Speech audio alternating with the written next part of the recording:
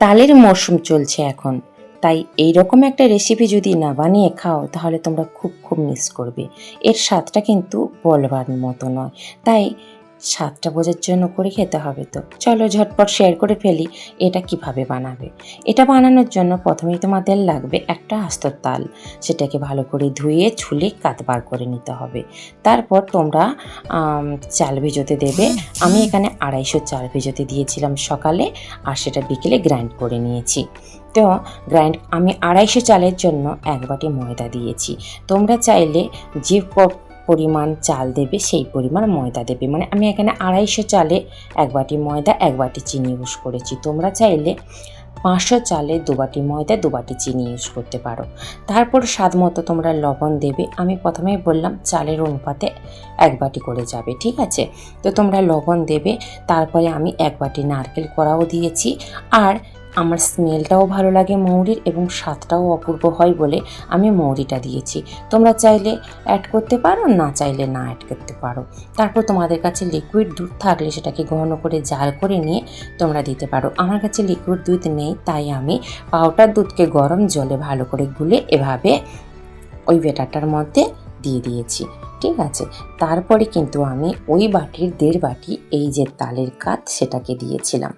তোমরা এবার তোমাদের চালের অনুপাতে কিন্তু কাতটাকে দেবে। তো এখানে আর একটা কথা বলে রাখি, যখন তোমরা ব্যাটারটা বানাতে যাবে দেখছো হাতে একটু মোটা মোটা ভাব হচ্ছে, তখন তোমরা চাইলে একটু গরম জল অ্যাড করতে পারো, ঠিক আছে? এবার ভালো করে এগুলোকে সব মিক্স করে নিলাম। এবার দেখতে পাচ্ছ ব্যাটারটা এইভাবে রেডি হয়েছে। তোমরা সেভাবেই রেডি করবে। তারপর একটা কড়াই নেবে, নিয়ে সেখানে তেল, হ্যাঁ এখানেই কিন্তু আমার একটু ভুল হয়েছে, তোমাদেরকে আমি সাবধান করে দিই। যেহেতু আমি রাতে বানিয়েছি, কলা পাতা আমার সংগ্রহ করা ছিল না। তোমরা কিন্তু কলা পাতা এপিট ওপিট ভালো করে পরিষ্কার করে তেল দিয়ে নেবে। নেওয়ার পর সেই কলা পাতার ওপরেই ব্যাটারটাকে ভালো করে দেবে, এবং যে কড়াইতে বসাবে দেখবে একটা থালা নেবে, সেই থালাটা যেন সেই কড়াইয়ের মাপে হয়, যাতে হাওয়াটা বাইরে না বেরিয়ে যায়। তারপর তোমরা গ্যাসটাকে একদম লো স্টিমে দিয়ে দেবে। দিয়ে 10 মিনিট পর থালাটা খুলে দেখবে জাস্ট আমার মতো যেরকম অবস্থায় আসলে খুন্তি দিয়ে চারদিক আস্তে আস্তে আস্তে আস্তে করে তুলে দেওয়ার চেষ্টা করবে। দেখবে একটা কেকের ভাব নেবে।